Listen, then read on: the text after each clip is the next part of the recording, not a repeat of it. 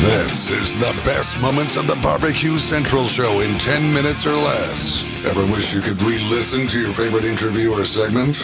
Do you enjoy hearing older shows for the first time in years? Then the best moments of the BBQ Central Show in 10 minutes or less is just what you need. Thanks for listening and enjoy the show. Yes.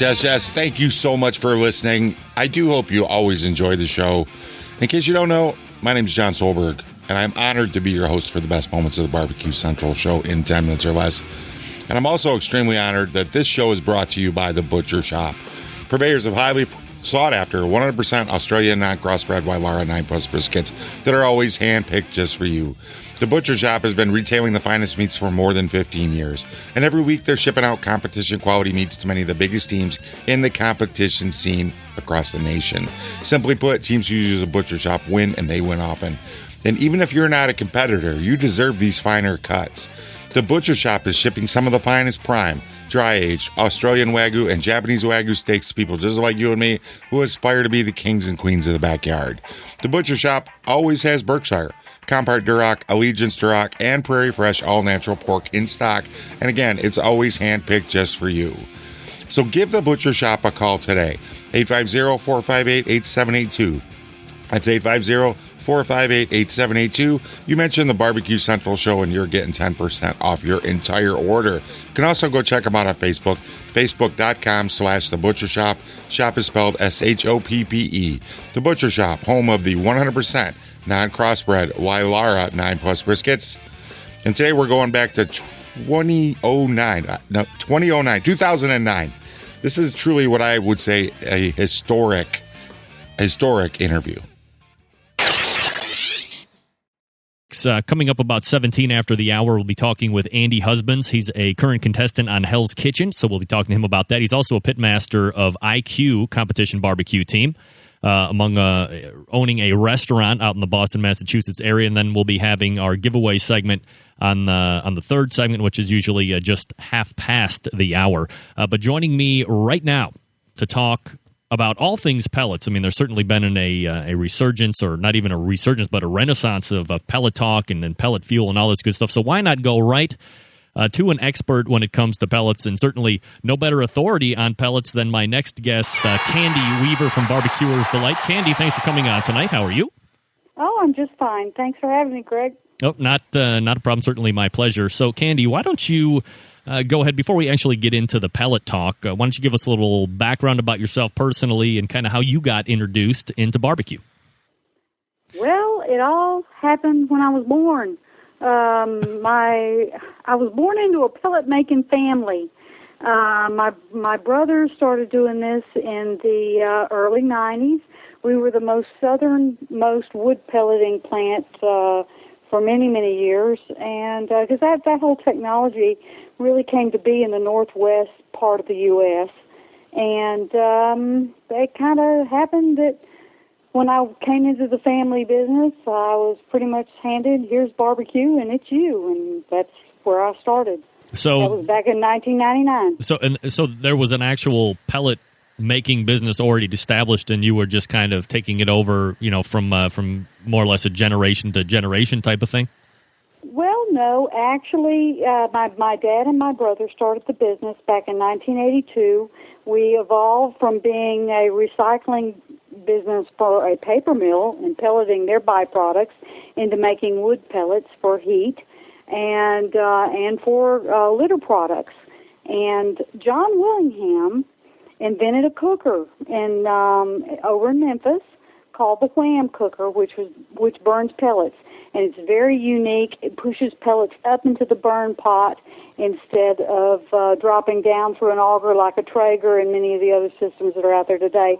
And he actually approached my brother and said, "I want a food grade pellet to burn in my barbecue grill." And John was very successful in the Memphis and May circuit back then, as it was called, and competed for many, many years in Memphis and May. And that's where it all started. Had that type of grill did that type of grill ever really catch on? I mean, obviously Traegers and Fast Eddies. Is a very, very pricey grill. And I mean, we're talking $8,000, $9,000 even back then in the 90s. Wow. And but it's a very unique grill in a Wham cooker. The meat actually flies. It's on a rotisserie and a carousel part, and it turns, and you put your ribs on hooks, you put your butts on hooks. It's a totally different kind of cooking than people in rotisserie cooking or flat shelf cookers are used to. So we're talking. It's very unique.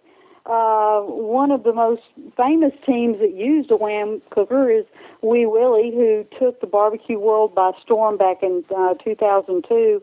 And his first year, he went all the way up to and including winning the Jack.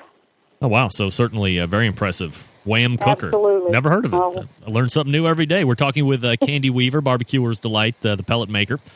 So why don't you go ahead and kind of talk us back or bring us back to the beginning? I mean, what is a wood pellet? How is it made? And maybe the difference, and probably important, the difference between a wood burning for heat source pellet and a food grade pellet. Oh, I'd love to. There's a big difference. Heating fuel has standards, and the main standard that a heating pellet has to have is, of course, high BTUs and low ash. And but as far as what's in it or what it's made out of or any of that, it really has no constraints other than the fact that it needs to be, low sodium, low ash, and high BTUs for heat. Because pellet heaters burn very, very efficiently, and generally they extract 85% of the heat value of the wood into the heating system to actually heat your house.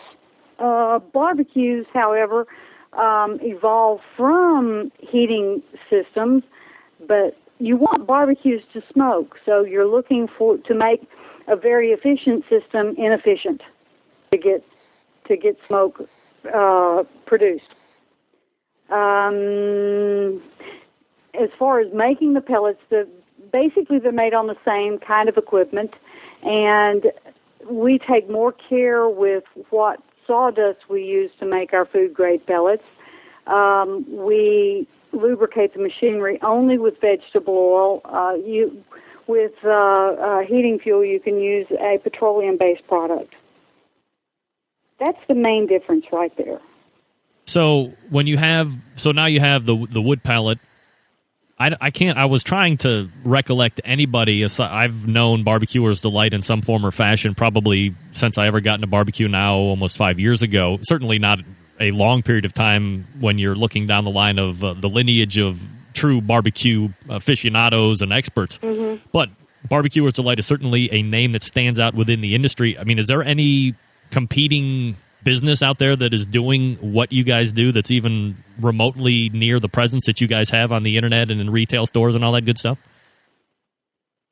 No, not really. Now there are. We have different lines even in the barbecue line. We have our pellet grill fuel, which is a blended product, because with a pellet-fired barbecue, you want to have high BTUs as well as producing smoke for flavor. In the Barbecuer's Delight line, that's the pure pellet that's in the 1 pound bags for flavor only. Those are 100% of the flavor wood out there, and we are pretty much the only company that's doing that and offering that many flavors and that kind of packaging to hit the retail trade. And then we have our smoke stick products, which are a giant pellet that's essentially 100% of the flavor of the wood. And I brought those to market for large volume cookers like your Old Hickories and Southern Prides, and even some stick burners if they don't want to carry a cherry log around, or they can use this for their flavor. We're talking with Candy Weaver from Barbecuer's Delight. And one of the other questions I had, since you kind of segued nicely into this, so I thank you for that. You have the pellet grill fuel, you have the standard 1 pound bags, you just said. How much are you using? Let's talk about the grill side, or the indirect side, or maybe if you have like the bullet type smokers versus the big stick burners. Mm-hmm. How much are you using when you're grilling, whether it be a direct or indirect or on your barbecues? Is there a separation of amounts that you need to use when it's grilling versus barbecue? Now you might be asking yourself, John, what makes this historic? Don't forget, Barbecuer's Delight. We're one of the pioneers of the pellet industry. Now there's pellets at the grocery store, but back in the day that wasn't the case. They were my gateway into pellets as well. I used to do the 100% flavor pellets in the grill all the time, way before I even got into pellet smoking. So go check this show out. Link in today's show notes. You heard that little tease in the front. Andy Husbands, Greg's man crush is in this show as well. It's a really good show. I'm not going to do a double header on it as much as I would like to, but it's that good. Go check it out. And until next time on the Best Moments of the Barbecue Central Show in 10 minutes or less, I'm your host, John Solberg. I can't wait to talk to you again soon.